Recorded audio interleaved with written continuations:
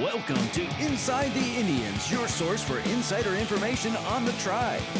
Stay with us as we bring you the latest about the players, managers, and people behind the scenes at Victory Field.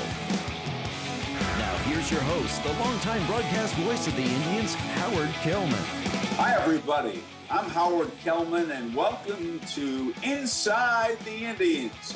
On today's show, we'll talk with my broadcast partner, Jack McMullen. We'll be back with Jack after these words.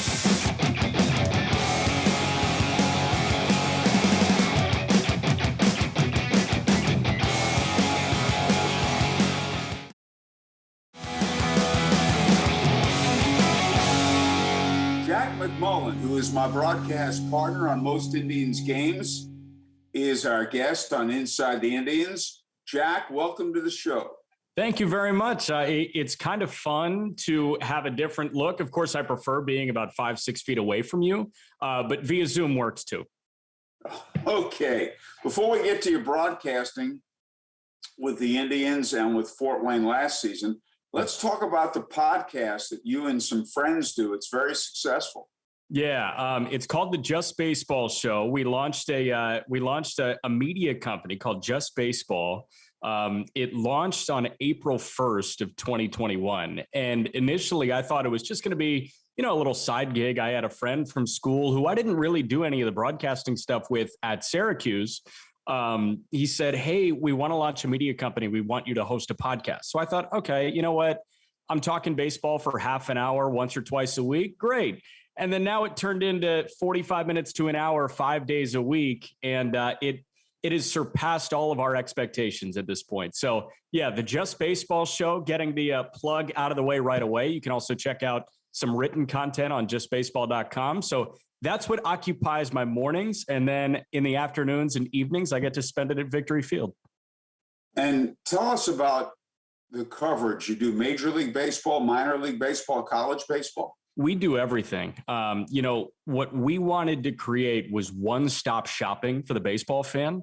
And that's in, a variety of different ways. So if you want to know a little bit more about what Miles Michaelis excelled at when he was a strike away from a no-hitter a couple of nights ago, I know this will come out a little bit later, but that was gut-wrenching. But shout out 2022 Indian Cal Mitchell for breaking it up. But if you want to know about that, you can come to Just Baseball to learn about that. You can also hear prospect interviews. We cover minor league baseball as in depth as any site not named Baseball America or MLB Pipeline. And then we've got college baseball cooking too, and some draft stuff. So everything you want to know about baseball from the professional to the college level, hopefully we're hooking you up with that. And for the podcast, you took a trip in May down south. Tell us about that. It's a place that I never thought in my life I'd get to. We flew into Atlanta, which I had a feeling I've been to Atlanta before. Then we drove to Hoover, Alabama, which I crossed the state of Alabama off my checklist to see the SEC baseball tournament. We were there for 2 days. And then we drove through Mississippi to get to Biloxi, Mississippi, which is right on the Gulf. That's another state that I crossed off my checklist. And it was a crazy town. We saw the Biloxi Shuckers take on the Montgomery Biscuits. So that was the AA affiliates of the Brewers and the Rays. And Biloxi, I'll call it the Atlantic City of the Deep South, because you're rolling through Mississippi, you see absolutely nothing. And then all of a sudden you've got 10 to 15 lavish casinos right on the Gulf, which was absolutely insane. So we saw that. We saw some great baseball. And then we shot over to the Florida Panhandle and saw the Pensacola Blue Wahoos, the Marlins AA affiliate, take on the Mississippi Braves, who are the Braves AA. So that was great. That's a part of the country that I never thought I'd get to. I'm very glad that I got to it, but I'm pretty happy being in Indianapolis. I don't think I need to get back there for a little bit. Okay. Tell us about college baseball. I'm broadcasting an Indianapolis Indians game almost every night, as you are, but you get to see some college ball. Tell us about the caliber of play. It's relatively solid. I am a sucker for minor league baseball because I think that is the most undercovered aspect of professional sports. And I'm sure, Howard, you know it well. These guys they drift into obscurity for a little bit between getting drafted and making their major league debut. When they're in AA, there's not much coverage there. And of course, we get great local coverage of the Indians, but they deserve more flowers. College baseball, what I love is how big the moment is for everybody. And we're a couple days away from the start of the College World Series week in Omaha, and that is an experience, I'd say, besides Williamsport, Pennsylvania, that should be on everybody's bucket list. The Little League World Series and the College World Series in Omaha. And I got over to the College World Series in 2016, I want to say. And it's amazing because the entire college baseball world all convenes on Omaha, Nebraska, which is a lovely town. But for that 1 week in mid to late June, it becomes the mecca of baseball, and everybody loves watching it because every pitch matters. Notre Dame upsetting Tennessee in the regionals was special. It was incredibly special. Tennessee was, some were calling it the best college baseball team ever constructed. I think 1 through 8 in that batting order had 12 or more home runs this year, which is crazy because they play about 60 games. So 12 or more home runs is the equivalent. I remember doing the equivalency thing in the 2020 COVID shortened MLB season. If you had 11 homers in 60 games, that's the equivalent to 30 if you draw it out over 162. But granted, 60 and 162 couldn't be any more different. So, yeah, they took down Goliath there. I mean, Tennessee had a kid named Ben Joyce. I'm not sure if you've seen him on social media, but this kid throws 104, 105 miles an hour. He had a pitch clocked at 105.5 this year. And Notre Dame, shout out the state of Indiana for getting a team to Omaha and taking down the top dog. Okay, we'll have more with Jack McMullen. This is Inside the Indians.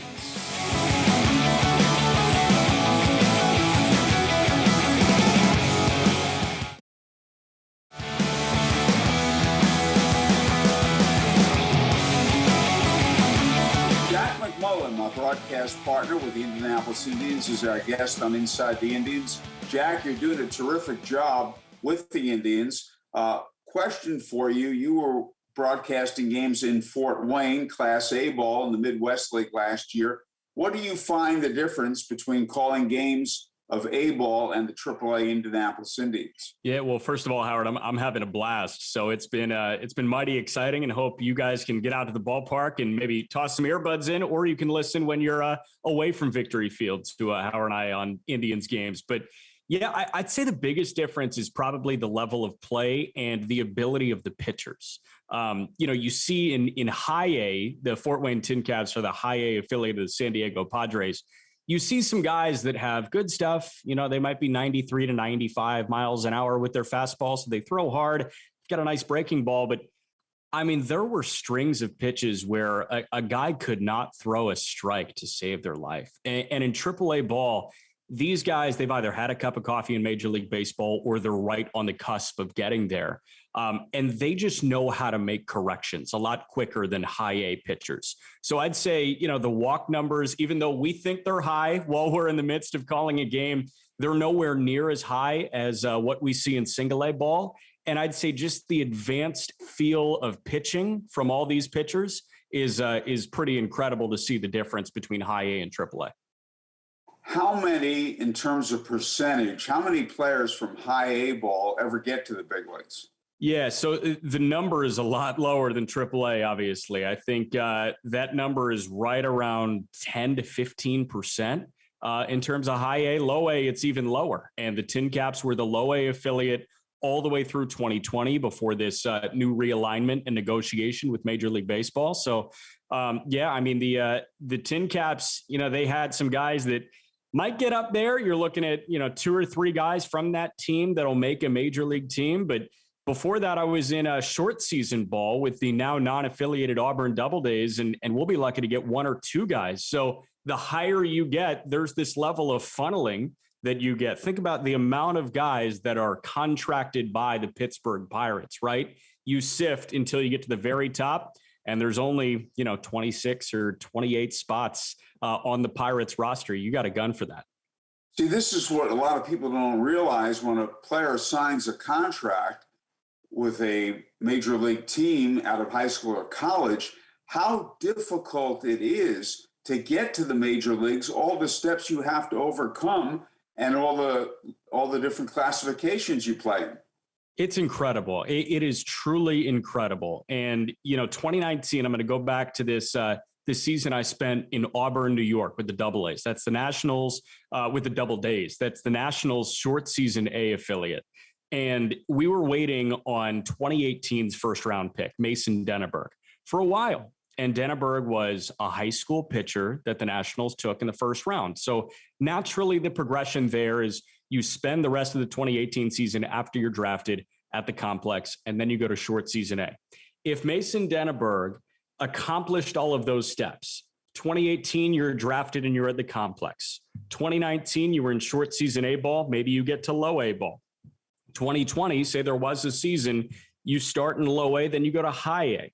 2021, maybe you go to double, maybe you go to triple. And if you're really quick, you get up to the major leagues at about 22, 23 years old. That's 4 or 5 years after you're drafted out of high school. And you have to prove it every single time you take the field for 4 years, for 5 years. Some guys have that proverbial golden ticket, right? But even then, you got to prove it. If you're hitting 200, you're likely not getting the call. Baseball is the one where you have to prove it at 4 or 5 levels before you finally achieve that dream. How many, in terms of percentages in A ball, were high school kids? How many were college kids? So, in high A, I'd say it was probably 60-40 in terms of high school, in terms of the American players. But granted, there are a lot of these Latin players that are signed that start in the Dominican Summer League and, will make their way stateside. In short season A ball, I'd say it was probably a 60-40 split. You've got those Latin American guys, and then you've got a lot of high school picks, a lot of college draft picks, especially if you go in the first 5 rounds. They'll probably skip the short season level, which doesn't exist anymore. Those guys might even skip the low A level now, and they'll start in high A. But in high A, you see a lot of those high school guys that are about 2 years removed. And then you see a lot of those college guys that are fresh out of the draft. Because of the Latin American players, I think the better question I should have said was, what percentage of players come from the college ranks to professional baseball? And you're saying it's under 40% there. Yeah, it's under 40% in high A, I'd say, maybe right around 40%, 30 to 40. But, that number is much higher when you get to the upper levels of minor league baseball, because the beauty of college baseball is you can almost use that as your lower levels of minor league baseball, because you're seeing quality competition probably close to that of what was short season A, maybe a step below low A. And in terms of prospects, approximately how many prospects, really bona fide prospects, would each A team have? Yeah, that's a good question. Last year it was pretty sparse. In high A with Fort Wayne, we had, I want to say, 2 of the top 30 Padres prospects on the opening day roster. And then as the season went on, we got up to, I want to say, 5 or 6. But in Indianapolis, we're looking at 6 at the bare minimum, because these guys have proved themselves through each stop in their minor league progression. So that number continues to climb as you get up in level. We'll have more with Jack McMullen. This is Inside the Indians.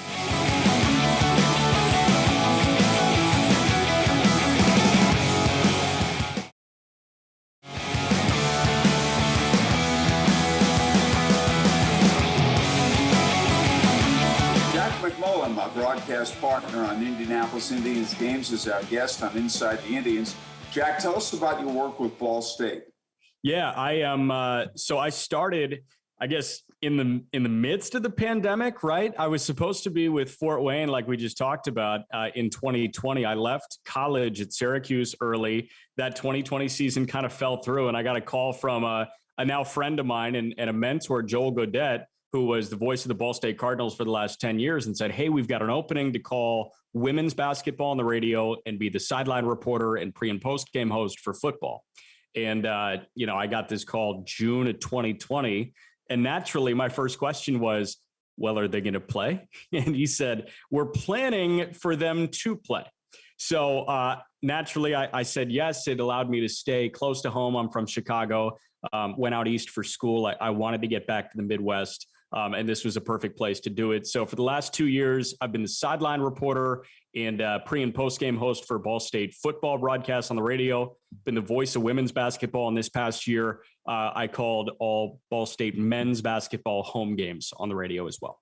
And those responsibilities could be changing with Joel Gaudette leaving. Yeah, they could be changing. Joel is he's a New Jersey guy. His family moved to Boston. He plans on getting closer to his family in Boston, and I know that's a spot that he loves. So, yeah, looks like I could be, all across mediums. I could be on the radio. I could be on TV. Likely on TV, calling a lot of women's basketball, men's basketball, and any Olympic sports they have. So soccer, baseball, softball, things like that. So I will be around. And if you are a Ball State alum, I hope you don't hate my voice too much. Syracuse University has a tremendous tradition of broadcasters. Tell us a little bit about guys like, and the first was Marty Glickman, who was an athlete and then became a broadcaster, but Marv Albert, Dick Stockton, Bob Costas, so many of them. Tell us about the School of Communications. Yeah, no, I mean, it's absolutely incredible. And I wouldn't trade my college experience for any. And, what's amazing is you look at a guy like Bob Costas and you look at some of the guys that are big names now, right? Mike Tirico, Jason Benetti, his name is getting bigger and bigger. Dave Pasch. There are a lot of these guys that are that new school, but they all talk about Marty Glickman because he was the first one. So there is a Marty Glickman Award. And the beautiful part of it is all these, great broadcasters that went to Syracuse come back and help the current students. So when I was in school, I would attend conversations from Sean McDonough to Marv Albert to Ian Eagle to Mike Tirico. And, I would just be able to, stick around for a half hour after they're done with their speaking engagement and just pick their brain about things and talk about their college experience. So it was amazing. And, a lot of people, they network. The beauty of going to Syracuse is you're networking with people that you'll watch on CBS that weekend or Fox that weekend, which was incredible. And I wouldn't change that for the world. Well, I wonder if this is a little bit like getting into pro baseball, because when you got to Syracuse, there had to be a lot of other guys who wanted to get into the business too, who went there because of what a special school it is for broadcasting. And my guess is there might have been a lot of guys who didn't quite get going there and didn't make it. Again, much like we talked about with minor league baseball, there's this system where you funnel upwards. And I entered freshman year and it was daunting because at Syracuse, you're not going to broadcast your first game until the end of your sophomore year. I mean, you're waiting about 2 years before you finally call a game on radio for other people to hear. There's a lot of work that goes in your freshman and sophomore year, but you're right, Howard. When I showed up, there were probably 50 or 60 young men and women that said, I want to be the next Bob Costas. And by the time I graduated, there were 4 or 5 of us that were, doing all the games on TV and radio, and we were the ones that stuck it out. So a lot of it has to do with hard work and just sticking it out because you reap the rewards. You're back 2 years of school there. What was it like in terms of culture, a guy from Chicago, the suburbs of Chicago like yourself, going to the Northeast and upstate New York? Well, they say elementary, like elementary. So you don't go to elementary school, you go to elementary school. And I grew up with Kazimierz Pulaski Day. Chicago, obviously with a big Polish population, but the town in upstate New York is Pulaski, New York, not Pulaski. So aside from that, it was interesting. No deep dish pizza, obviously, but everybody was nice. And Syracuse, you hear New York, you think, oh, New York City. We've got a lot of people from Long Island. We've got a lot of people from the island as well, from Manhattan. But it really didn't feel like New York City. It did feel like the Midwest at points. So I wasn't too shell shocked when I got there, but I had a blast and it was good to get away. I wanted to get away. Northwestern's got a great program, but I didn't want to be an hour from home. I wanted to be 10 hours from home to make my parents' life hard. Oh, well, I didn't know about this, but now you're getting into something else. So, talking about Chicago, tell us about your uncle who's in the broadcast business. Yeah, so Matt Spiegel is an afternoon host on a 670 The Score, which is the radio station that handles Cubs games and Bulls radio broadcast as well. And he was the guy that made me want to get into it because I'm not even a big hockey fan, but I saw him on the ice after the Blackhawks won the Stanley Cup in 2010. And then again, a couple of years later. And I said, man, that's so cool. I want to do that. And I get to Syracuse and I wanted to do sports talk radio. I just wanted to talk about sports and be there. summer after my freshman year of college, I was an intern with WGN TV, who had a share of the Cubs and White Sox games before Marquee took over the Cubs, and NBC Sports Chicago had exclusive rights to the White Sox. And, I got to sit in the back of the TV booth and watched Len Casper do his thing with the Cubs and watch Jason Benetti do his thing with the White Sox. And I said, you know what? Their office is the ballpark. That's pretty cool. I want to do that. Jack, great spending time with you. Keep up the terrific work, and thank you very much. Howard, I'll see you tonight. Okay, that's Jack McMullen on Inside the Indians.